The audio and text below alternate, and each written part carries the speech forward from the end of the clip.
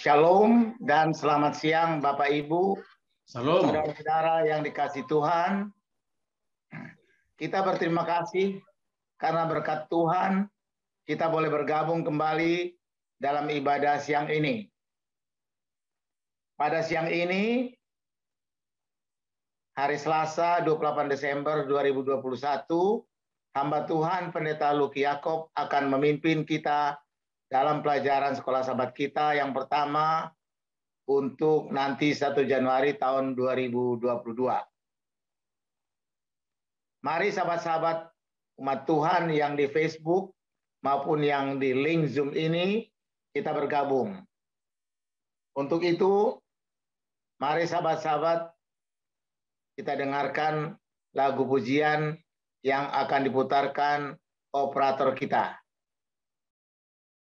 Baik berharap pada Yesus dan percaya firman-Nya, janjinya tiada berubah, demikianlah sabdanya. Yesus, Yesus Maha Kasih, ku tahu Dia setia. Yesus, Yesus Maha Mulia, ku berharap padanya.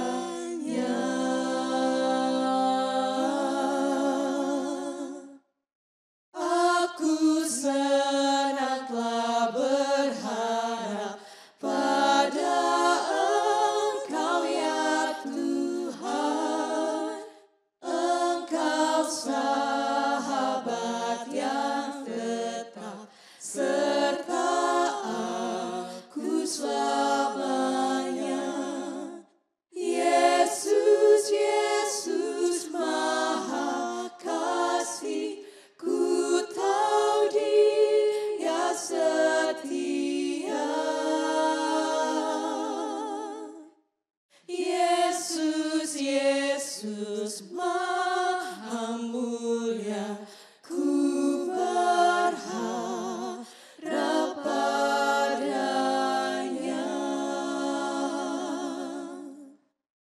Baik berharap pada Yesus.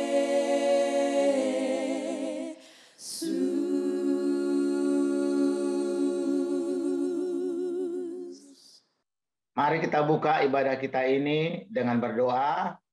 Mari kita tunduk kepala. Ya Tuhan, ya Allah kami, Allah yang kami sembah siang dan malam, Allah pencipta kami manusia, Allah yang juga memelihara kami. Terpujilah Tuhan, Engkau kekal selamanya. Tuhan, pada siang ini kami umat-umat Tuhan dari wilayah 11 bersyukur dan terima kasih karena kami dapat kembali belajar firman Tuhan, yaitu pelajaran sekolah sahabat pada hari Selasa ini. Kiranya Tuhan berkati kami semua yang sudah hadir di sini, khususnya hamba Tuhan Pendeta Luki Yakob yang akan memimpin diskusi pada hari ini. Terima kasih Tuhan, tuntunlah kami sepanjang diskusi ini Tuhan. Dengan segala ampunan dosa, kami telah berdoa ucap syukur. Amin. Untuk selanjutnya, mari kita dengarkan lagu tema kita, I Will Go, yang akan diputarkan oleh operator kita.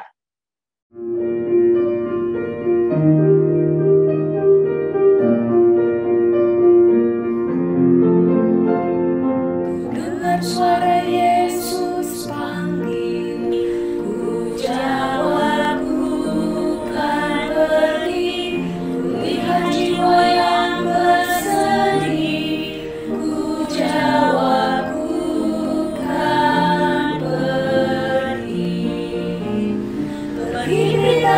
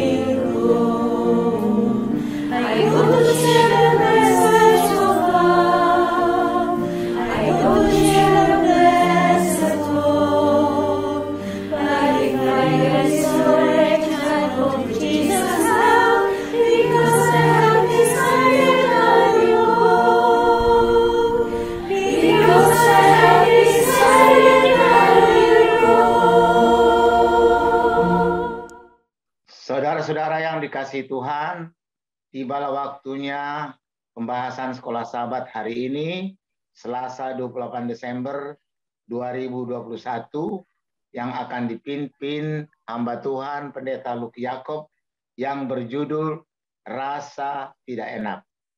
Pada Pendeta Luki Yakob kami persilakan. Baik, saudara-saudara sekalian, senang sekali kembali dapat bergabung bersama-sama di dalam ibadah belajar Sekolah Sahabat di siang hari bersama seluruh partisipan yang telah hadir pada saat ini. Sebelum kita mulai, mari kita kembali berdoa untuk meminta kehadiran Roh Kudus untuk menolong kita semua. Bapa kami yang di sorga, pada siang hari ini manakala kami akan menerima benih kebenaran firman Tuhan lewat pelajaran Sekolah Sahabat, hamba-Mu yang telah Engkau persiapkan untuk menyampaikan pekabaran ini. Hamba mohon kiranya Engkau mengurapi lidah hamba-Mu ini, memberikan hikmat, akal budi, dan kuasa agar hanya boleh berkata-kata menurut kehendak dan firman Tuhan. Menyertai seluruh rangkaian ibadah kami, tuntun juga teman-teman kami yang akan bergabung agar mereka boleh masuk dalam room meeting ibadah ini. Dengarlah doa kami, mohon ampun dosa dan salah kami begitu banyak, karena kami sembahkan doa ini dalam nama Yesus Kristus Tuhan, Juru Selamat kami yang hidup. Amin. Baik, saudara yang kekasih dalam Yesus Kristus, pelajaran kita pada hari Selasa ini, tanggal 28 Desember, judulnya Rasa Tidak Enak. Ya, rasa tidak enak. Kemarin kita belajar tentang perjuangan, ya, perjuangan. Dan hari ini merupakan kelanjutan pelajaran yang kemarin, judulnya Rasa Tidak Enak. Nah, ini ada tanda kutipnya bagi kita semua tentang rasa tidak enak, ya. Kalau sudah rasa tidak enak ini berarti kita mau apa-apa juga sudah kurang, ya, kurang serak, ya, kalau sudah didahului dengan rasa tidak enak. Yang menjadi perenungan bagi kita pada siang hari ini adalah kemarin dalam pelajaran Sekolah Sahabat kita, sebenarnya perjuangan itu pada akhirnya umat-umat Tuhan dalam tekanan penderitaan yang mereka alami dapat mereka lewati oleh karena pertolongan Tuhan. Ya. Namun dalam pelajaran Sekolah Sahabat ini pada hari ini kita akan melihat bahwa pasang surut naik turun grafik daripada iman kita itu tidak kenal bulu. Ya. Tidak ada orang yang dapat mengklaim dirinya bahwa dia telah mencapai satu titik pertumbuhan iman yang sempurna. Di tengah-tengah dunia yang penuh dengan dosa ini, sampai hari ini, kita tetap berjuang. Rasa tidak enak. Saya pernah mengalami satu konsekuensi iman sebagai hamba Tuhan yang melayani dalam penginjilan, ya, sebagai gembala jemaat, sebagai pendeta yang sudah Tuhan asingkan sepenuh waktu untuk mengabdikan talenta dan karunia roh yang Tuhan berikan kepada saya. Walaupun kita telah melewati satu pergumulan dan perjuangan iman, pada saat di mana masalah itu datang kepada kita, ketika kita telah melewatinya, bahwa ternyata itu tidak menjamin bahwa kita akan terus kuat. Yang sebenarnya idealnya adalah pengalaman yang kita alami itu akan semakin meyakinkan kita untuk percaya kepada kuasa Allah. Dalam pelajaran Sekolah Sahabat kita pada hari Selasa ini, saudara boleh perhatikan dalam 1 Raja-Raja pasal 19 ayat 1 sampai 4. Kenapa saya mulai dari bawah?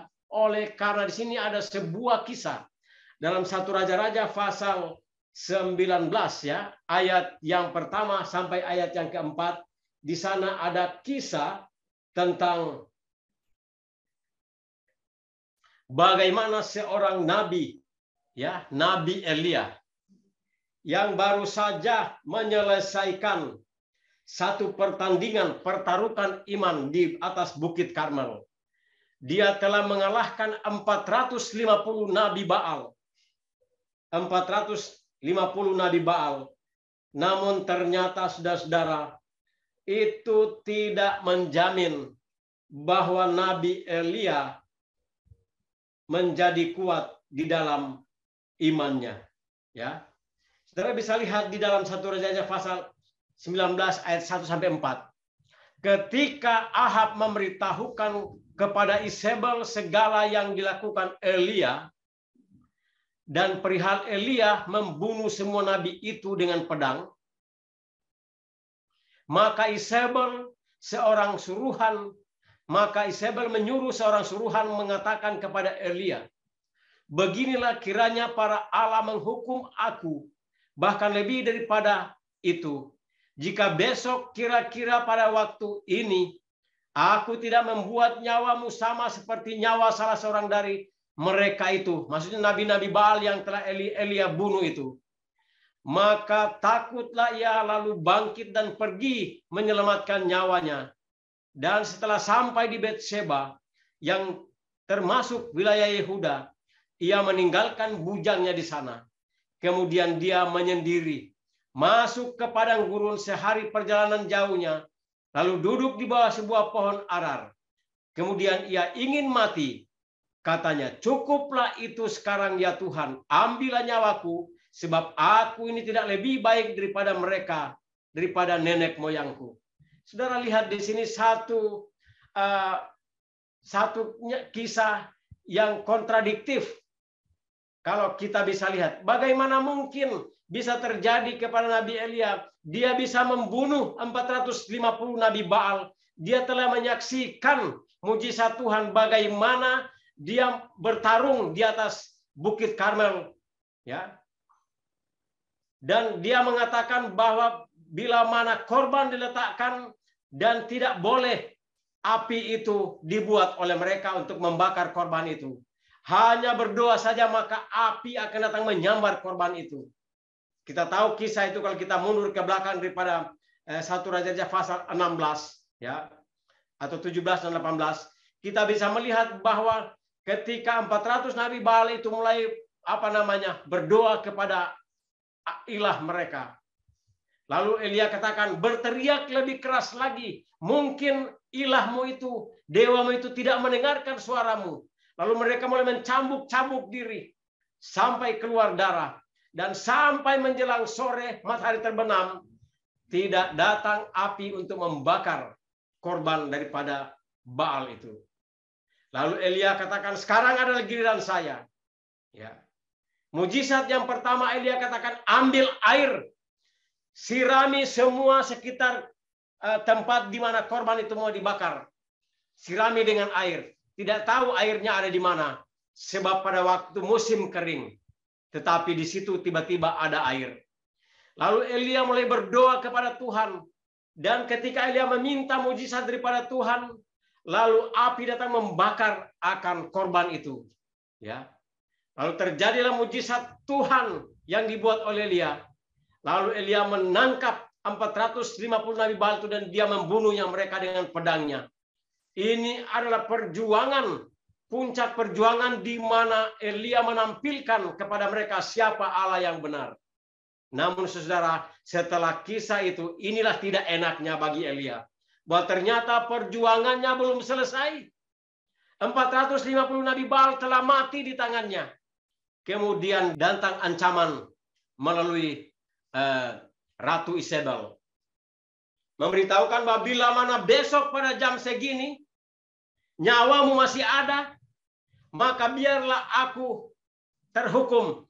Tapi bila mana engkau akan melihat bahwa engkau akan menjadi sama seperti salah satu nabi Baal yang engkau bunuh, maka ketakutanlah Nabi Elia. Lalu dia pergi meninggalkan tempat di mana dia berada itu. Dia dalam ayat ini mengatakan dia pergi ke padang, lalu di sana dia menyendiri dan dia berseru kepada Tuhan, lebih baik matilah saya ini, sebab hanya saya sendiri yang melawan akan orang-orang jahat ini. Saudara-saudara, rasa tidak enak itu dapat kita lihat bahwa seolah-olah perjuangan itu tidak ada henti-hentinya. Mungkin Nabi Elia berpikir, bagaimana ini bisa terjadi? Saya telah berperang melawan 400 Nabi Baal di atas Bukit Karmel. Tetapi sekarang dapat datang lagi ancaman lewat Isabel, bahwa Nabi Elia akan sama nasibnya dengan salah satu para Nabi Baal yang sudah dia bunuh itu. Saudara-saudaraku yang kekasih, dalam pelajaran sekolah sahabat kita, pada bagian awal dikatakan, para pembaca kitab Ibrani berhasil mempertahankan iman dan komitmen mereka kepada Kristus, meskipun ditolak dan dianiaya. Saudara, tidak mudah. Ya.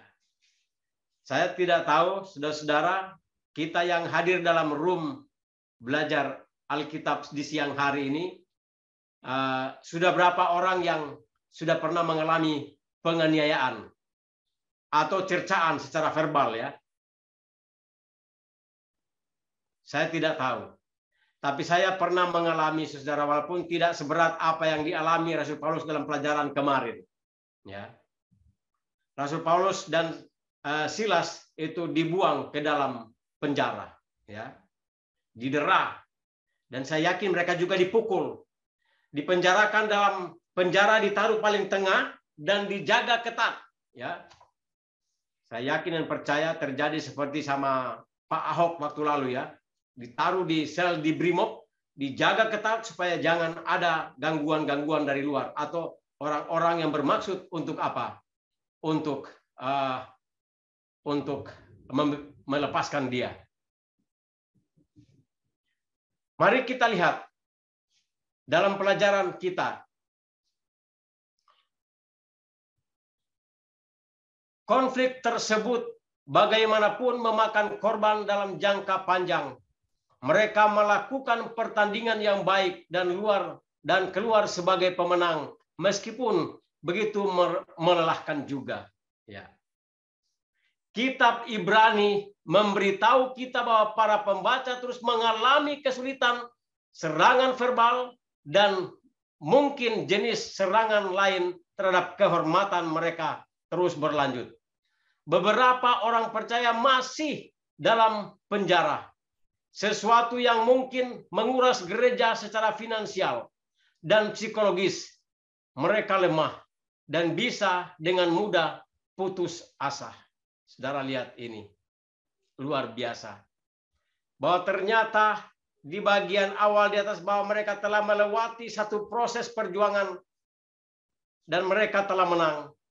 Namun kemenangan itu bukan berarti telah selesai, bahwa mereka telah mendapatkan satu mahkota. Ya. Perjuangan itu akan selesai pada puncaknya nanti. Kita akan menghadapi satu ujian yang sangat berat dan belum pernah terjadi sejak alam ini diciptakan. Hal ini biasa terjadi di antara orang-orang dan masyarakat, bahwa setelah sensasi kemenangan berlalu, pertahanan psikologis dan jenis lainnya dilonggarkan, dan mereka menjadi lebih rentan terhadap serangan balik dari musuh-musuh mereka. Kekuatan yang dimobilisasi seseorang atau masyarakat untuk menghadapi ancaman yang akan datang lebih sulit mengumpulkan untuk kedua kalinya.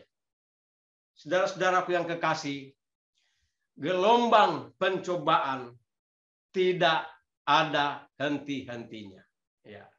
Saya tadi melihat di sini sudah ada sebuah chatting yang masuk. Coba saya ingin lihat dulu apa isinya.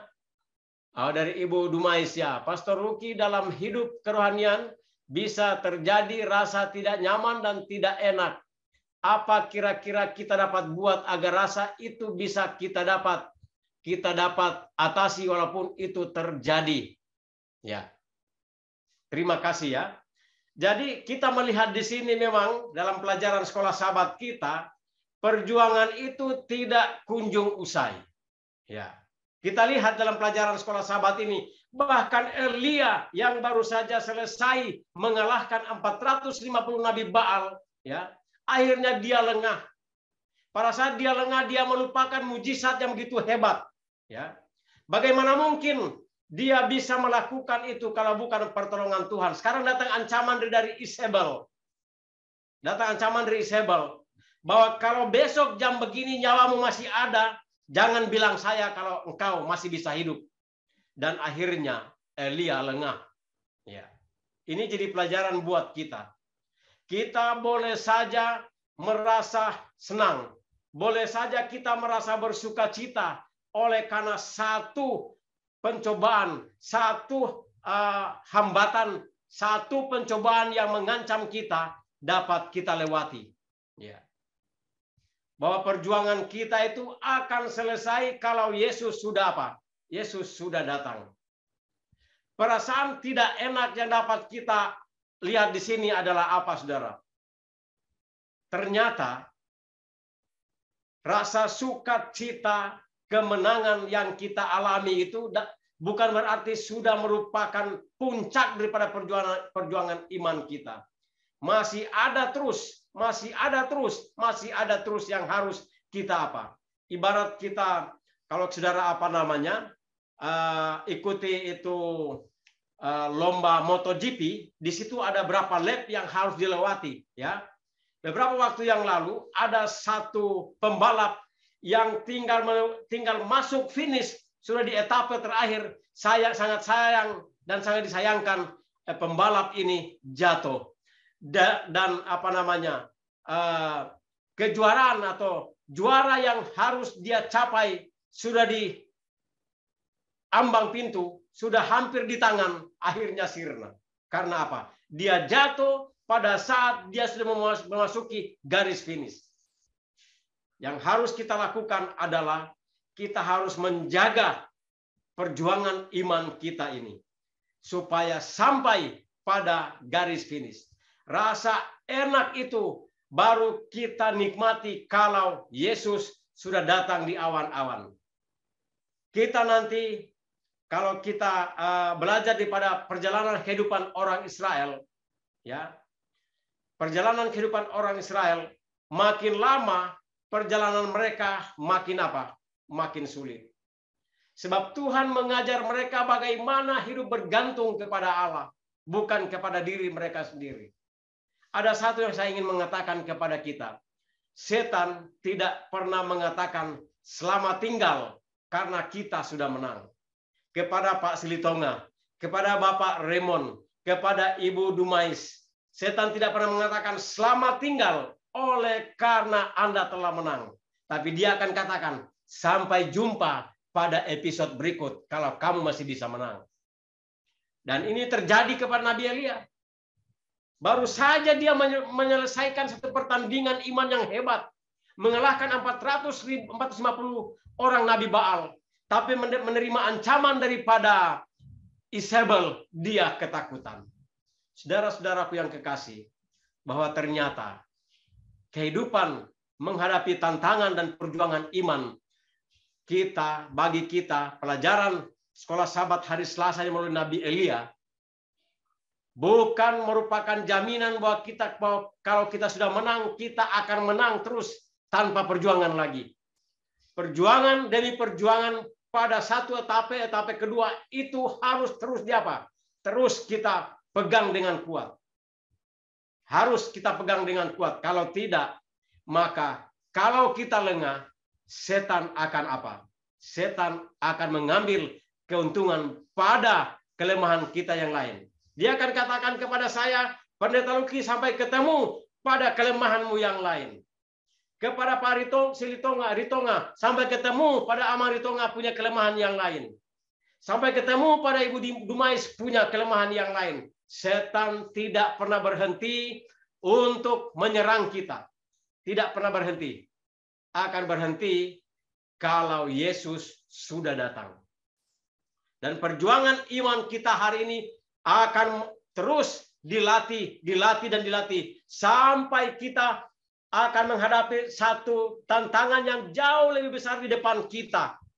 Ya, akan terjadi satu pergolakan besar, masa kepicikan Yakub itu, di mana pencobaan-pencobaan yang sekarang ini yang kita alami, kata Rasul Paulus, akan melatih kita agar setia pada perkara-perkara yang besar.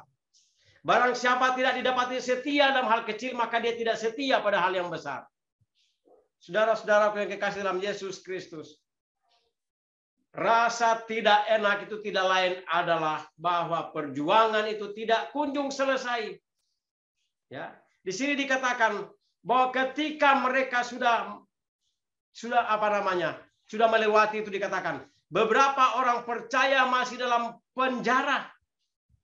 Sesuatu yang mungkin menguras gereja secara finansial dan psikologis mereka. Mereka lemah dan tidak bisa dengan mudah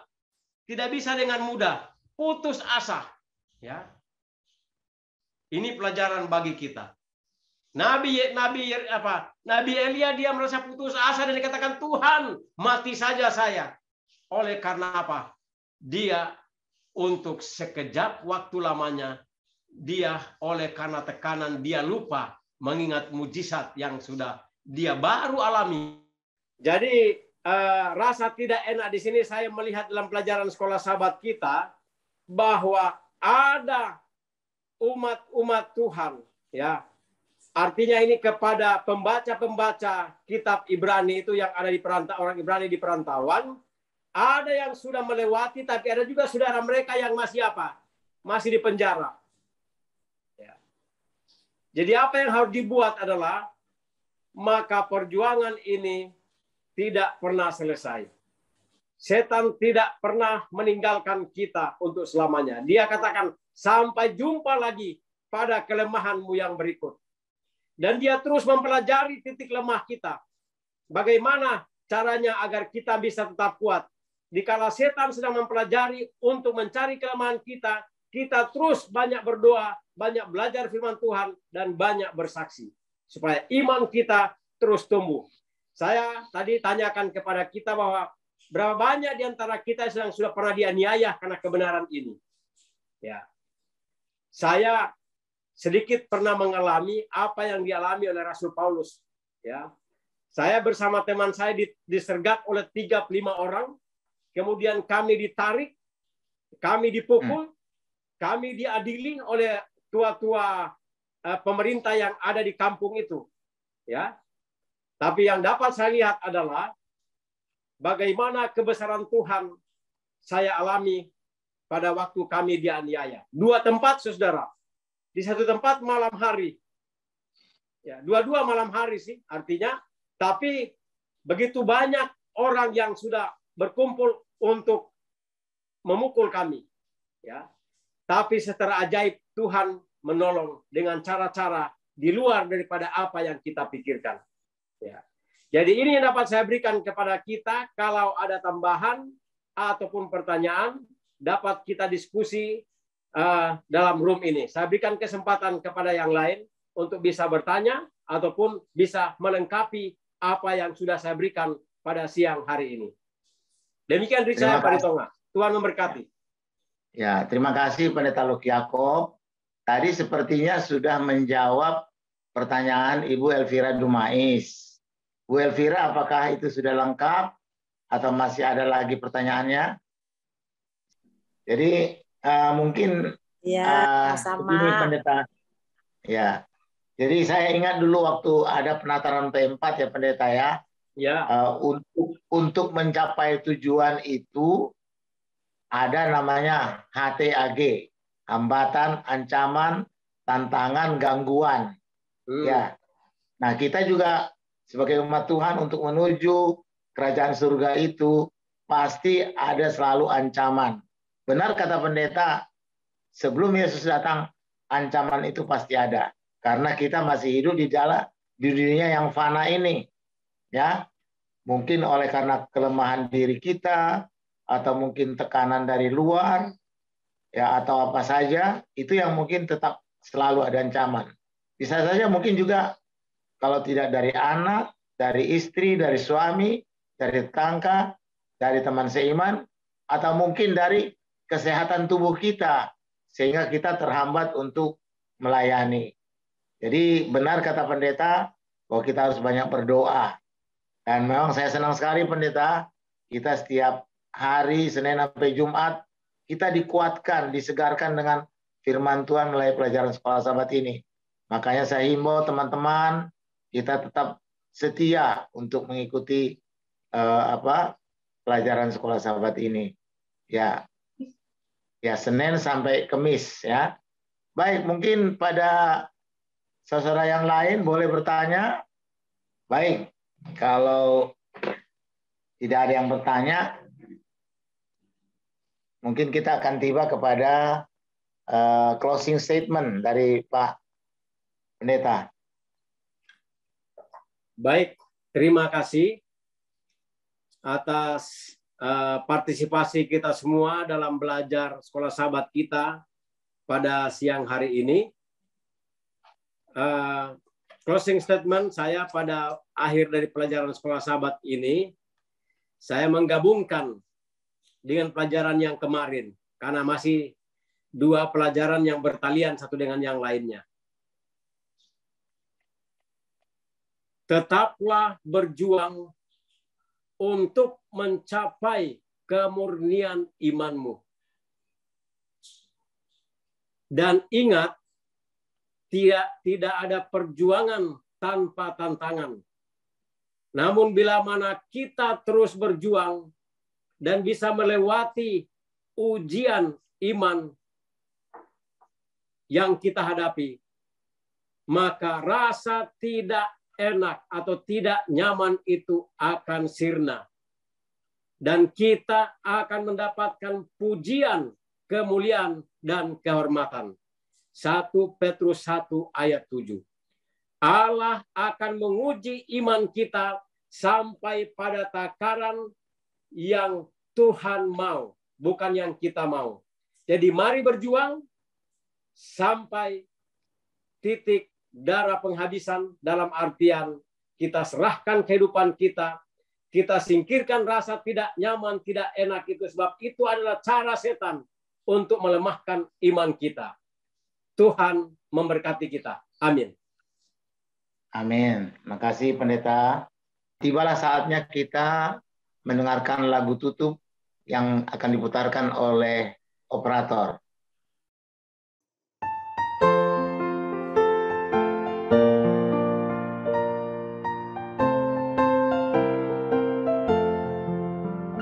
Bila trompet Allah berbunyi, akhir zaman tiba, hidup kekal dan mulia tersedia.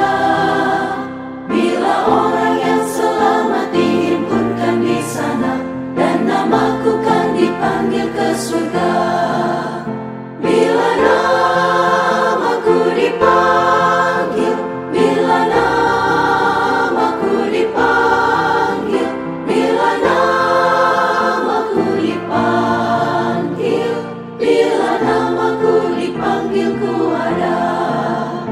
Pada pagi cerah itu orang saleh bangkitlah, dan kemuliaan Yesus diberikannya. Bila umat pilihannya tiba di seberang sana, dan namaku kan dipanggil ke surga. Bila namaku dipanggil, bila namaku dipanggil, bila namaku dipanggil, bila namaku dipanggil ku ada. Kerjalah bagi Tuhanmu pada pagi dan petang, kabarkanlah keajaiban kasih-Nya. Bila hidup ini tamat dan kerja usai sekarang, dan namaku kan dipanggil ke surga. Bila namaku dipanggil, bila namaku dipanggil, bila namaku dipanggil, bila namaku dipanggil ku ada. Bila namaku dipanggil, bila namaku dipanggil, bila namaku dipanggil, bila namaku dipanggil ku ada. Baik, saudara, mari kita bersatu dalam doa. Bapa kami di sorga, lagu yang baru saja kami dengungkan melalui choir yang dibawakan oleh Bakti Wanita Advent Salemba. Kami rindu pada waktu Yesus datang, nama kami akan Engkau sebutkan satu persatu. Kami akan menyongsong Tuhan di angkasa dan akan bersama-sama dengan Engkau 1000 tahun lamanya di sorga. Kemudian kami akan datang bersama-sama dengan Engkau dan dikawal oleh malaikat yang berlaksa-laksa. Dan kami akan hidup selama-lamanya di langit yang baru dan bumi yang baru. Sementara kami terus berjuang dalam mempertahankan iman kami di dunia ini. Begitu banyak pencobaan, begitu banyak tantangan dan ujian yang harus kami lewati. Namun pelajaran sekolah Sabat pada siang hari ini membuka mata kami untuk memandang kepada Yesus, kepada sumber kuasa yang dapat memberikan kami kemenangan. Tidak peduli siapa kami tidak kebal terhadap pencobaan dan ujian. Orang yang sekelas Elia pun dapat mengalami degradasi dan penurunan iman yang begitu hebat, sehingga dia berteriak, aku mau mati saja. Biarlah pelajaran ini boleh mengambil tempat dalam hati dan pikiran kami. Bahwa lewat pelajaran, lewat pengalaman, lewat semua yang sudah kami alami, perjalanan kami dengan Tuhan dapat menjadi bagi kami nasihat yang berharga. Agar tetap kami ingat itu. Bahwa kalau bukan Tuhan yang menyertai kami tidak akan menang. Dan semua peristiwa yang telah kami alami, kemenangan-kemenangan yang telah kami gapai, semuanya itu wajib kami ingat untuk menolong kami agar kami tidak ragu, kami tidak bimbang akan janji pertolongan Tuhan. Kapan saja kami diuji, semuanya dapat kami lewati karena kami berserah diri kepada Tuhan. Biarlah doa-doa yang sudah dipanjatkan, Tuhan dengar. Dan jawablah sesuai dengan kemurahan dan rahmat-Mu yang besar kepada masing-masing kami yang selalu berharap hanya kepadamu. Terjadilah bagi kami semua yang hadir pada siang hari ini dan kepada saudara-saudara yang sudah kami doakan menurut rahmat dan kehendak-Mu. Karena kami yakin dan percaya doa kami telah sampai kepadamu dan akan janji-Mu mendengar menjawab doa kami yang kami sembahkan dalam nama Yesus Kristus Tuhan, Juru Selamat kami yang hidup. Amin. Kami mengucapkan selamat malam, selamat bertemu kembali dengan kami Jemaat Fisdak, dimanapun kita berada pada saat ini. Pertama-tama saya mengucapkan terima kasih banyak untuk kepercayaan diberikan kepada saya sepanjang minggu ini, mulai hari ini sampai hari Jumat. Sebuah kehormatan bagi saya.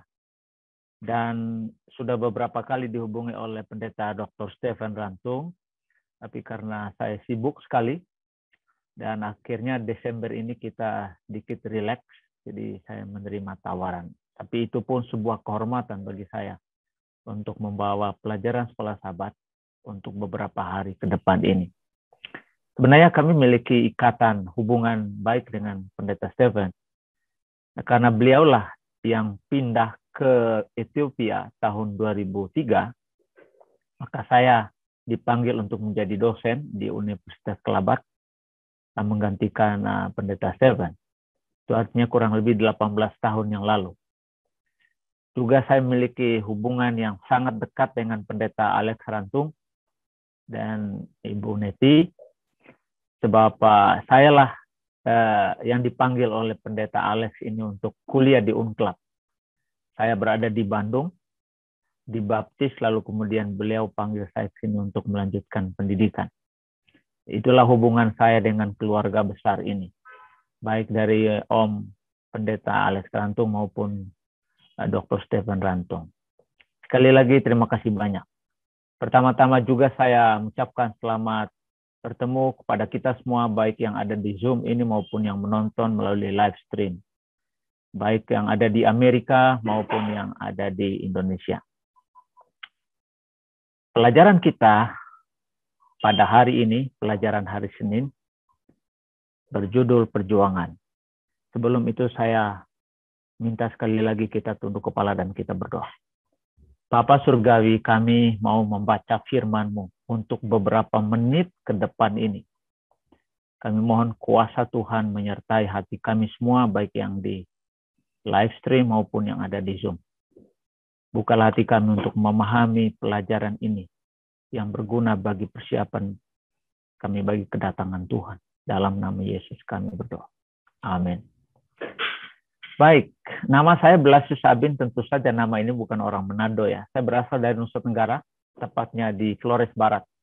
Kalau Anda mengenal Pulau Komodo yang menjadi favorit destinasi dunia saat ini, saya berasal dari sana, Flores Barat.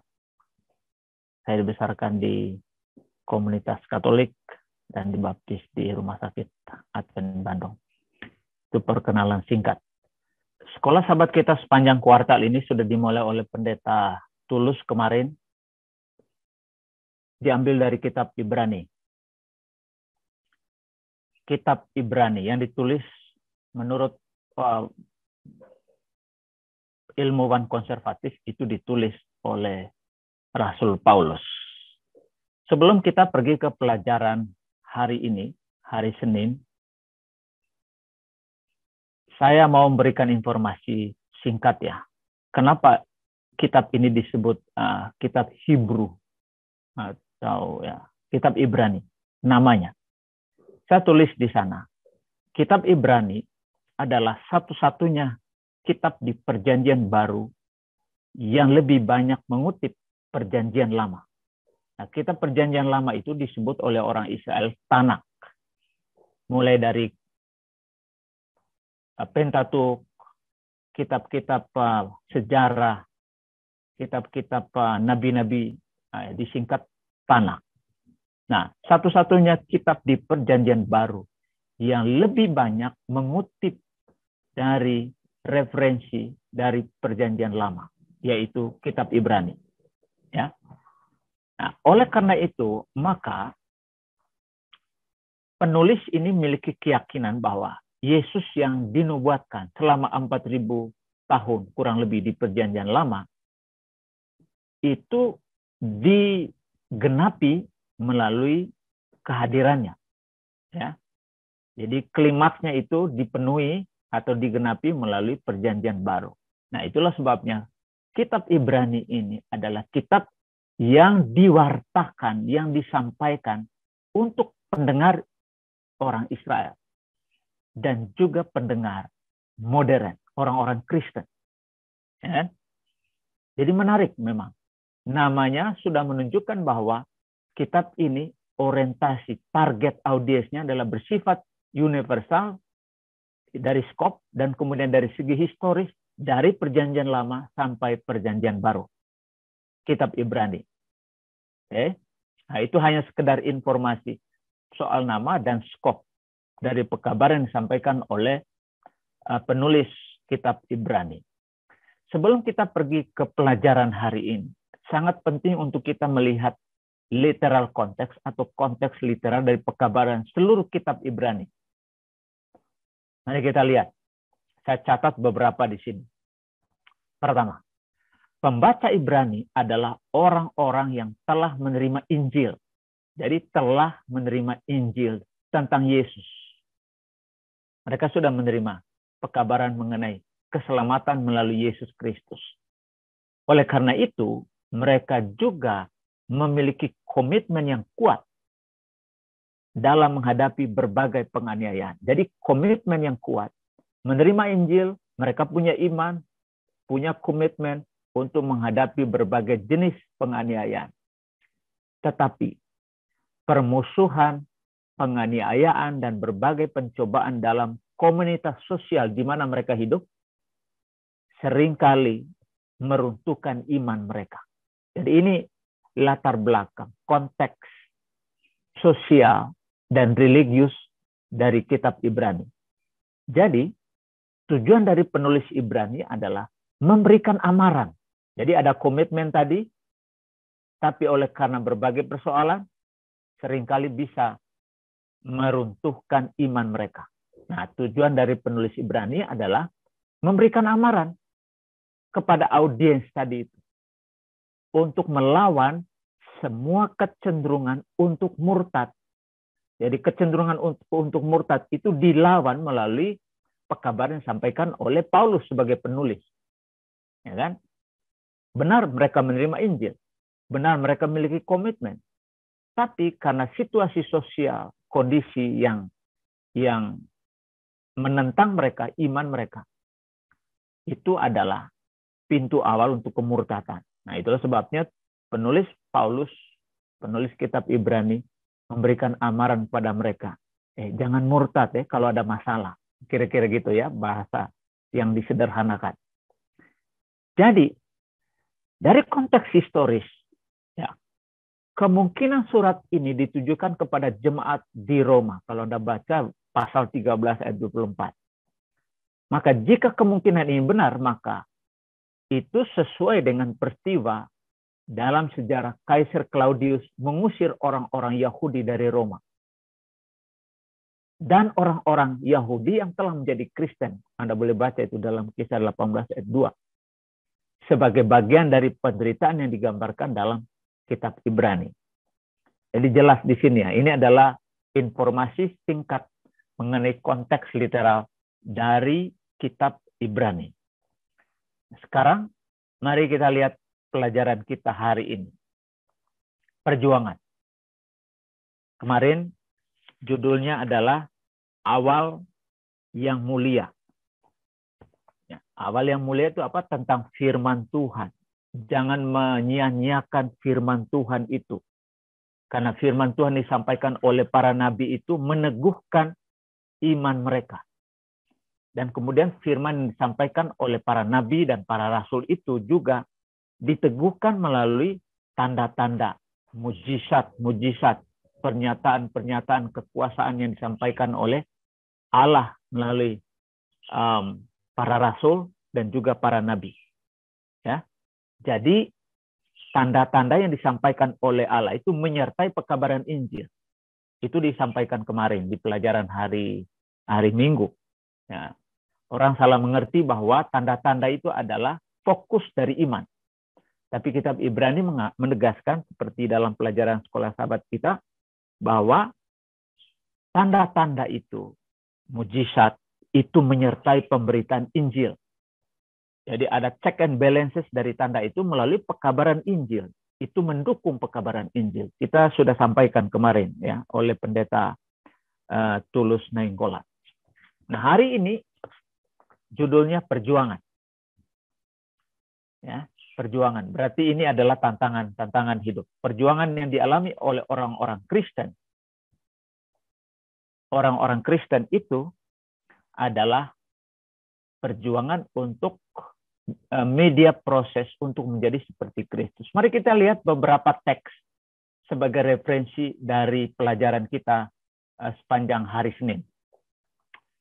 Mari kita lihat teks yang pertama yang ditulis di pelajaran hari Senin. Ibrani pasal 10 ayat 32 sampai 34. Mari kita baca ya. Ingatlah akan masa yang lalu. Sesudah kamu menerima terang, kamu banyak menderita oleh karena kamu bertahan dalam perjuangan yang berat. Ayat 33. Pada waktu kamu dijadikan tontonan oleh cercaan dan penderitaan, maupun waktu kamu mengambil bagian dalam penderitaan mereka diperlakukan sedemikian. Ayat 34. Memang kamu telah turut mengambil bagian dalam penderitaan orang-orang hukuman. Dan ketika harta kamu dirampas, kamu menerima hal itu dengan sukacita sebab kamu. Oke, baik. Ini adalah 3 ayat yang pertama di bawah topik perjuangan. Oke, mari kita lihat yang pertama. Dia katakan, ingatlah akan masa lalu. Sesudah kamu menerima terang. Oke. Artinya, apa yang diinformasikan oleh Paulus di ayat 32 mengenai penderitaan, mengenai tontonan oleh cercaan dan penderitaan, itu terjadi sesudah menerima Yesus. Dan sudah terjadi pada masa yang lampau. Karena kata kerja di ayat 32 itu dalam bentuk masa lampau. Itulah sebabnya Yesus melalui Paulus mengatakan, coba ingat masa lalu. Waktu kamu menerima Yesus. Statement yang sama di ayat 34. Kamu menerima hal itu dengan sukacita. Nah, luar biasa. Jadi, menderita waktu menerima Yesus. Itu DP inti. Menderita sesudah menerima Yesus. Dan Paulus mau membuat referensi apa yang dialami oleh orang-orang Kristen pada masa yang lalu. Lalu Paulus mengatakan, kamu banyak menderita. Lalu kemudian, baik waktu kamu dijadikan tontonan oleh cercaan dan penderitaan, maupun waktu kamu mengambil bagian dalam penderitaan yang diperlakukan sedemikian. Itu semua adalah pengalaman masa lampau yang dialami orang-orang Kristen ketika mereka menerima terang. Di ayat 32 frase yang pertama. Jadi pertama mereka menerima Yesus. Lalu kemudian diikuti oleh penderitaan. Dan ayat 34 Paulus mengatakan, memang kamu telah turut mengambil bagian dalam penderitaan orang-orang hukuman. Dan ketika harta kamu dirampas, kamu menerima hal itu dengan sukacita. Luar biasa ini. Jadi penderitaan karena Kristus.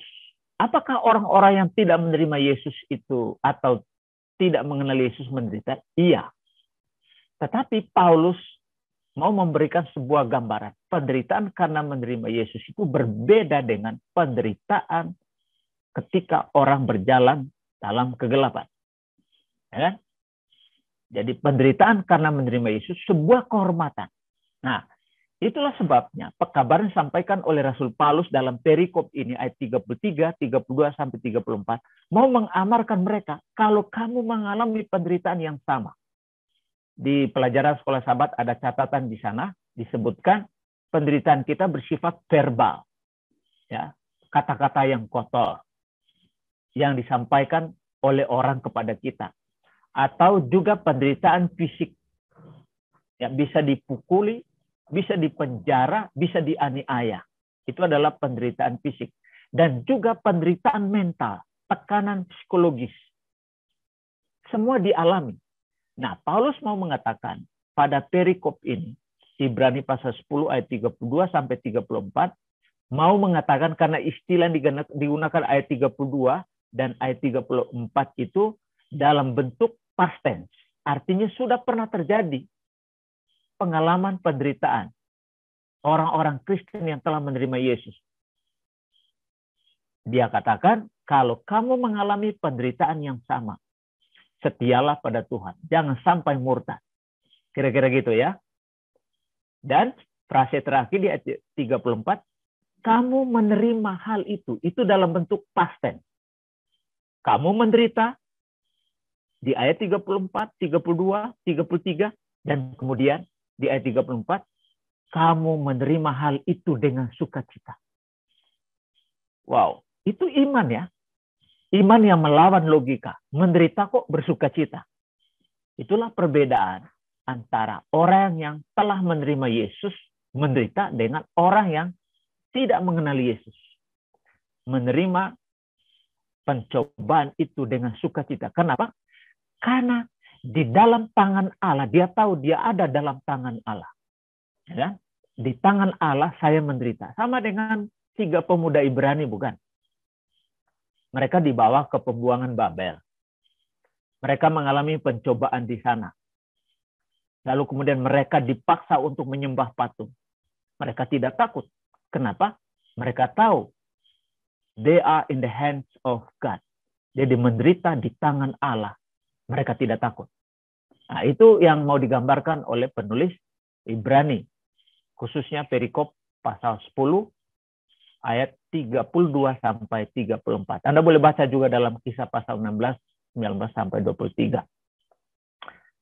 Saya mau kisahkan ini seorang tokoh, salah satu tokoh Alkitab ya, sejarawan Alkitab, sejarawan gereja, Polikarpus. Dia adalah seorang uskup Smyrna. Anda tahu kalau Anda mempelajari kitab Wahyu, Smyrna itu artinya harum. Jemaat Smyrna itu adalah jemaat wewangian. Kenapa dia wangi? Karena jemaat ini digambarkan sebagai jemaat yang sangat menderita oleh karena penganiayaan. Jadi apa implikasi for orang? Kalau kita tidak pernah menderita oleh karena kebenaran, tapi menderita oleh karena kelakuan kita, maka itu bukanlah parfum atau wewangian. Jadi rupanya jemaat Smyrna ini adalah jemaat yang dipuji oleh Yesus. Itu di dalam kitab Wahyu. Tapi saya mau cerita dulu mengenai Polikarpus yang hidup kurang lebih tahun 69 sampai 155 AD. Tentu saja zamannya dia ini Roma, kaisar-kaisar Roma, dan salah satu kaisar yang paling kejam pada periode ini adalah Kaisar Diokletianus. Nah, Diokletianus itu yang membuat Yohanes dibuang ke Pulau Patmos. Polikarpus dihadapkan dengan sebuah pilihan. Ketika orang-orang Kristen dianiaya, lalu kemudian sebagai pemimpin gereja dia dipanggil oleh otoritas Roma dan dibuatkan dua pilihan yang sulit. Mereka mengatakan, kamu menyangkal Yesus, kamu hidup, atau kamu tetap percaya kepada Yesus, dan dalam tempo yang sesingkat-singkatnya, nyawamu akan melayang. Lalu Polikarpus bilang apa? Dia jawab begini, puluhan tahun saya melayani Yesus, dan tidak pernah satu detik pun, jangankan menit, satu detik pun, Yesus menyangkal saya sebagai anaknya. Mengapa oleh karena api? Mengapa oleh karena tiang gantungan? Mengapa oleh karena pedang yang bisa memisahkan kepala dari tubuh? Saya harus menyangkal Tuhanku. Dan saudara tahu kalau Anda baca Polikarpus ini dalam tempo yang sesingkat-singkatnya, ia dipasung dan mati. Nah, ini adalah sebuah kisah yang sangat inspiratif bagi orang-orang Kristen. Seperti pada ayat tadi itu. Mari kita lihat ayat yang kedua, referensi di pelajaran hari Senin. Ayat referensi, Ibrani pasal 13, ayat 3 sampai 6. Ingatlah. Oh, saya suka ini. Karena di ayat 30, Ibrani pasal 10 tadi, ayat 32, dia mulai dengan kalimat perintah, kata perintah, ingatlah masa yang lalu. Ibrani 10 ayat 32. Sekarang perikop yang kedua, Ibrani 13 ayat 3. Ingatlah. Nah, lihat. Ingatlah akan orang-orang hukuman. Karena kamu sendiri juga adalah orang-orang hukuman. Dan ingatlah akan orang-orang diperlakukan sewenang-wenang. Karena kamu sendiri juga masih hidup di dunia ini. Oke. Ayat 4.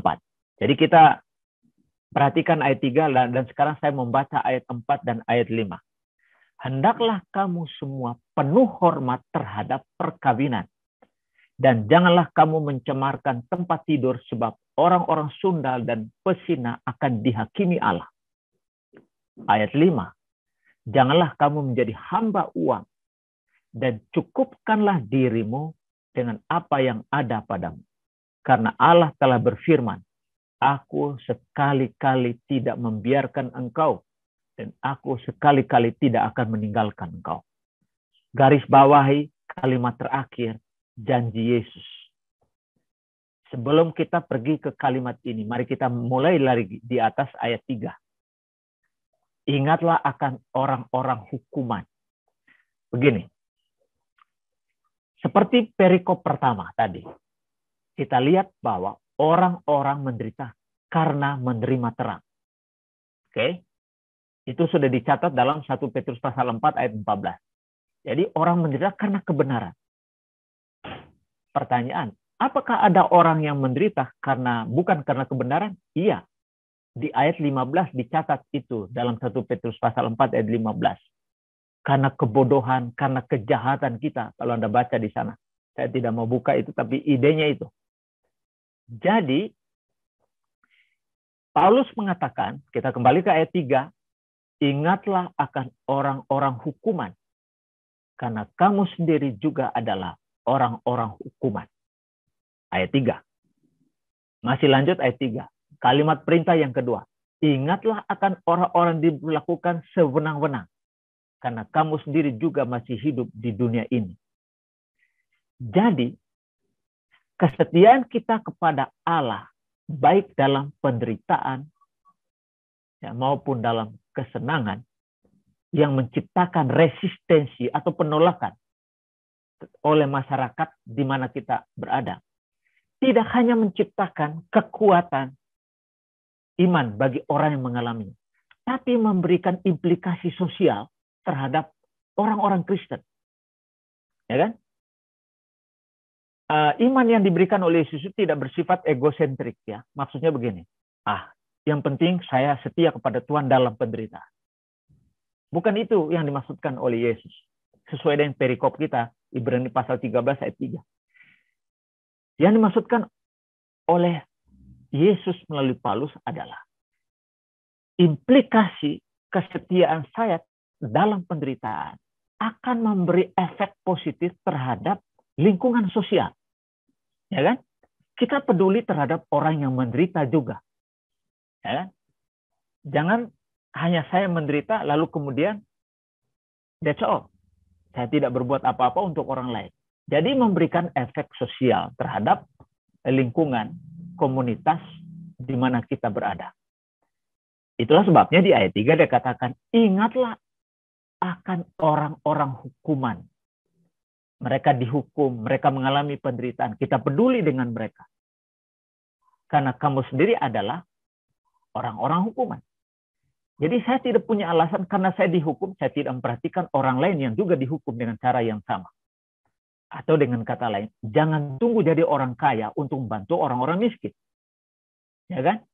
Jangan tunggu menjadi orang yang mapan, atau saya tunggu menjadi orang yang tidak dihukum, tidak mengalami masalah, baru saya memberikan bantuan kepada orang lain. No way. Ayat 3 dia tidak bilang begitu. Ingatlah orang-orang hukuman karena kamu juga adalah orang-orang hukuman. Ingatlah orang-orang yang dilakukan sewenang-wenang karena kamu juga hidup dalam dunia yang penuh dengan kesewenang-wenangan. Karena kesewenang-wenangan ini ya, dan masalah-masalah yang kita hadapi ini melampaui batas-batas kultur, melampaui batas-batas ruang. Maksudnya begini, saya bekerja di mission. Saya ini orang yang bebas dari kejahatan. Saya juga sering melakukan kejahatan umpamanya gitu kan. Jadi tidak ada satu ruangan dalam hidup kita ini yang bebas, yang resist terhadap kekurangan. Jadi kita perlu bantu. Ya. Jadi orang yang kerja di mission juga perlu dibantu untuk memberikan mereka peringatan tentang dosa. Kira-kira gitu ya. Nah itu dimaksudkan oleh ayat yang ketiga. Ayat yang keempat, menarik kemudian ayat 4 dan 5. Orang-orang beriman yang bertahan dalam pencobaan itu tidak hanya hidup dalam ruangan kosong iman mereka setelah mereka keluar dari pencobaan. Harus menjadi terang bagi orang lain. Lalu apa tantangan berikutnya sebagai orang yang sudah keluar dari pencobaan besar itu adalah dosa yang lain muncul. Ayat 4 dia katakan, kita harus menaruh hormat terhadap perkawinan. Ya kan? Menaruh hormat terhadap perkawinan. Seorang pendeta, saya pendeta. Saya lihat pendeta di kontes kita di Manado, saya tidak tahu juga di Jakarta. Kita dihormati oleh orang luar. Kira-kira gitu ya. Karena kita bebas dari berbagai tantangan hidup dalam pelayanan jemaat. Tapi kita menjadi garang dan penuh kejahatan dalam pendekatan saya terhadap keluarga saya, terhadap istri saya, terhadap anak-anak saya. Dan kemudian bahkan pendeta-pendeta mencemarkan tempat tidur. Siapa mereka ini? Mereka ini, saya, adalah orang-orang yang telah melewati masa-masa sukar dalam pelayanan di luar rumah tangga. Luar biasa. Paulus mengatakan, oke, kamu memang sudah keluar dari masalah besar. Tapi saya mau ingatkan, kata Paulus, hormatilah perkawinan. Sebab konsekuensi dari rasa tidak hormat atau perlakuan tidak hormat terhadap perkawinan adalah dihakimi oleh Allah. Ini Allah yang bilang di ayat yang keempat. Itu tantangan pertama. Yang kedua, janganlah kamu menjadi hamba uang dan cukupkanlah dirimu dengan apa yang ada padamu. Wow, saya suka statement ini karena saya pengerja mission. Mission ini mungkin tidak cocok saya kasih tahu ini di saudara-saudara, tapi sebagai bahan refleksi aja. Mission bukanlah tempat untuk mencari duit, kira-kira gitu ya. Saya bekerja sebagai pendeta di Konferensi Sulawesi Selatan dengan gaji waktu itu 800.000. Saya bisa hidup. Kemudian mereka kasih naik berdasarkan poin. Sir Alex Rantung tahu persis, atau pendeta Nainggolan, pendeta Tulus.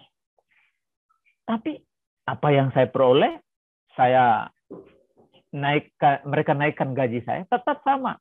Tiap bulan habis. Terus kasih naik ulang, tiap bulan habis. Jadi seberapa besar uang yang saya punya, tetap habis.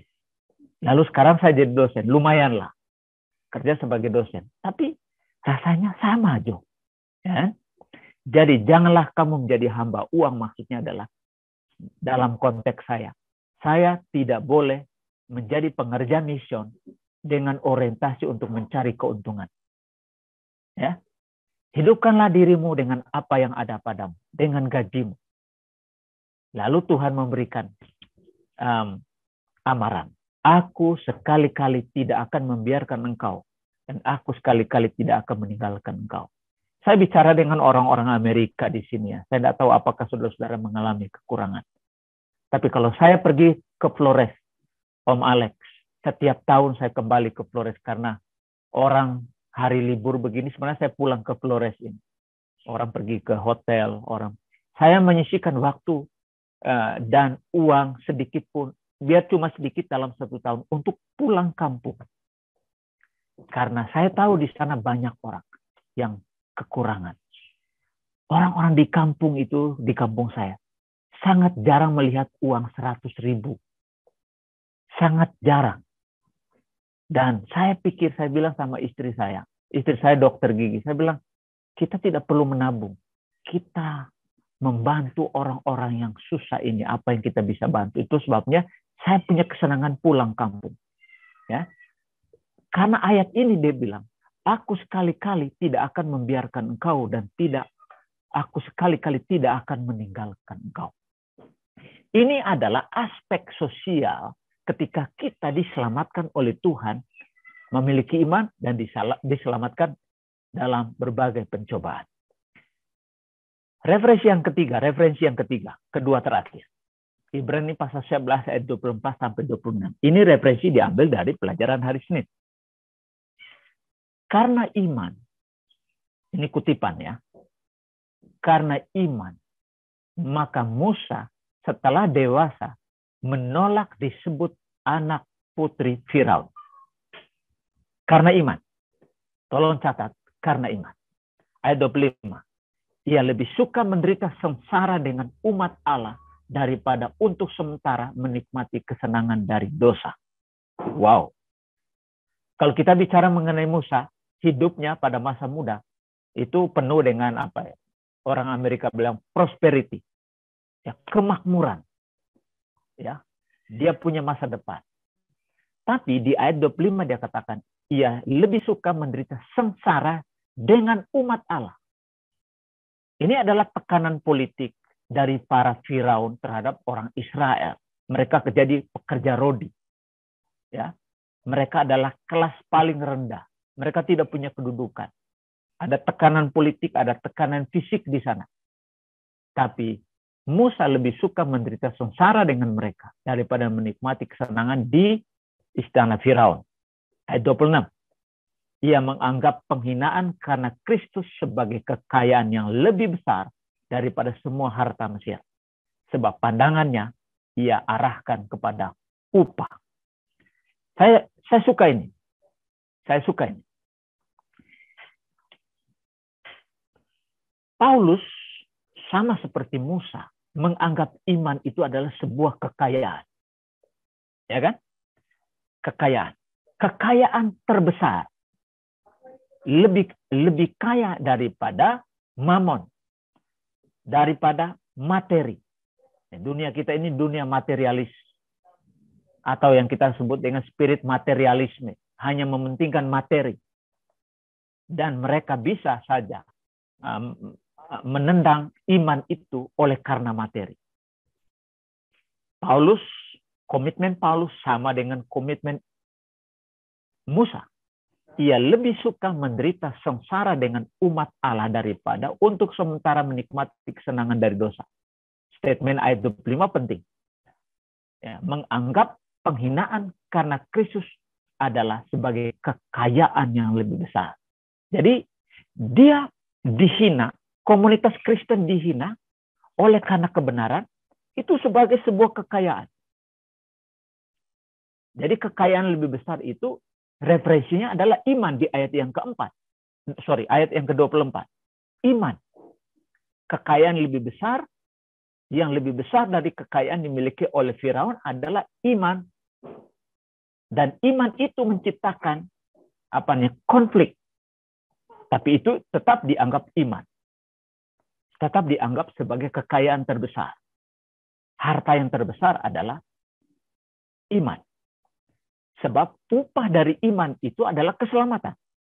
Ya, iman menderita karena kesetiaan. Dan upahnya adalah keselamatan. Saya pergi ke sebuah ilustrasi yang dibuat, bukan ilustrasi ajaran diberikan oleh Yesus kepada jemaat Laodikia. Engkau berkata, aku kaya dan aku telah memperkayakan diriku dan aku tidak kekurangan apa-apa. Dan karena engkau tidak tahu bahwa engkau melarat, malang, miskin, buta, dan telanjang. Ayat 8 tolong catat. Aku menasihatkan engkau supaya membeli daripada emas yang telah dimurnikan dalam api, agar engkau menjadi kaya, pakaian putih supaya engkau memakainya, dan jangan kelihatan ketelanjanganmu yang memalukan, dan lagi minyak untuk melumas matamu supaya engkau dapat melihat. Ada 3 persoalan dihadapi oleh orang-orang Kristen pada zaman Yohanes dan juga pada zaman Rasul Paulus yang menulis kitab Ibrani. Pertama, emas. Emas itu apa? Iman. Anda bisa bayangkan. Emas itu sendiri, emasnya Nebukadnezar dalam Daniel pasal 2 dan Daniel pasal 3 tidak pernah disimbolkan oleh emas. Justru iman ya yang disimbolkan oleh emas. Luar biasa. Pertanyaannya adalah mengapa begitu banyak orang menukar emasnya dengan harta? Menukar emasnya dengan kedudukan, menukar emasnya dengan nama besar. Padahal emas itu adalah iman. Iman yang mana itu? Iman yang dimurnikan dalam api. Kita bicara mengenai pencobaan kalau dimurnikan dalam api. Cocok dengan apa yang dikatakan oleh Rasul Paulus tadi di ayat yang pasal yang ke-10 ayat 32 sampai 34. Ya. Jadi iman itu tidak ada aspek yang kita miliki yang disimbolkan oleh emas. Coba di Alkitab, ada lagi simbol yang lain dari emas? Ada 2 sebenarnya. Emasnya Nebukadnezar dan emasnya Yesus. Emasnya Nebukadnezar harta kekayaan, kedudukan, kekuatan militer dan politik. Tapi emasnya Yesus adalah pengalaman iman, percaya pada Yesus melalui pengalaman-pengalaman yang sukar. Yohanes mengatakan emas yang telah dimurnikan dalam api. Pakaian putih supaya engkau memakainya dan jangan kelihatan ketelanjanganmu. Karakter. Jadi emas, ketika kita memiliki iman yang murni, genuine, kita memiliki karakter. karakter seperti Kristus. Ya kan? Lalu kemudian minyak pelumas, kuasa Roh Kudus yang bekerja dalam kehidupan kita. Nah, ini hanya untuk memperjelas apa yang dikatakan oleh Rasul Paulus dalam Ibrani pasal 11 ayat 24 sampai 26. Jadi,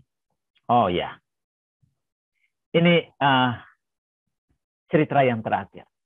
Anak ini namanya Mona Lisa Kakelome, mahasiswa saya. Tahun 2016-17, lalu kemudian 4 tahun kemudian dia tamat. Pada waktu dia masuk UNCLAP, dia bukan absen dari gereja sebelah. Tapi ketika dia pergi belajar di UNCLAP dan menyaksikan atmosfer di UNCLAP, ya, atmosfer spiritual di UNCLAP, kemudian keterlibatan mahasiswa dalam berbagai aktivitas rohani seperti menyanyi dan acara-acara gereja, dia sangat tertarik. Dan kemudian setelah dia belajar beberapa lama, kemudian dia pernah duduk di kelas saya, di kelas agama, belajar tentang Daniel dan Wahyu. Dan dia mengambil keputusan untuk dibaptis. Lalu kemudian setelah dia tamat dari sini, dia masih aktif terlibat dalam pelayanan. Dan dia suka menyanyi. Dan salah satu lagu yang ini lagu biasa sebenarnya, tapi sangat inspiratif oleh sebab dia mempersiapkan jalannya bagi kedatangan Tuhan melalui persoalan-persoalan yang dihadapi setelah dia dibaptis. Orang tuanya adalah pembesar di gerejanya, pembesar gereja maksudnya, penatua istilah di sini. Setelah dia aktif di gereja beberapa tahun di Menara Imperium, yaitu gereja Tumoto kalau saya tidak salah, ya. Tahun ini anak ini memang menderita gangguan paru-paru dan dia dirawat di rumah sakit, dan tidak lama kemudian dia mengembuskan nafas yang terakhir pada awal tahun ini. Mona Lisa Kakelome. Dia ditantang oleh keluarganya, tapi sebelum dia meninggal, pada teman-temannya dia mengatakan, saya sebuah kehormatan mengenal kebenaran Kristus di UNCLAP. Dan kebenaran itu yang saya miliki sampai hari ini. Walaupun dia menghadapi tantangan-tantangan sosial di komunitas di mana dia dibesarkan, di gereja di mana dia pelihara sebelumnya. Tapi sebuah kehormatan katanya, saya mengenal kebenaran Kristus. Hiduplah sebagai anak-anak yang taat dan jangan turuti hawa nafsu yang menguasai kamu pada waktu kebodohan. Hendaklah kamu menjadi kudus di dalam seluruh hidupmu, sama seperti Dia yang kudus yang telah memanggil kamu. Sebab ada tertulis, kuduslah kamu, sebab aku kudus. Kesimpulan, permusuhan, penderitaan, resistensi masyarakat terhadap pengikut Kristus, yaitu kita semua, adalah produk dari kesetiaan, loyalitas iman pada Kristus, yang terrefleksi dalam cara hidup kita yang berbeda secara moral, berbeda secara spiritual. Inilah sebuah proses untuk mengidentifikasi hidup kita dengan Kristus. Yesus datang ke dunia ini, dia menderita, dia disingkirkan, dia diintimidasi, dan bahkan dia mati di kayu salib. Jadi, setialah sampai Tuhan datang. Ini adalah doa saya. Semoga Tuhan memberkati kita semua. Amin.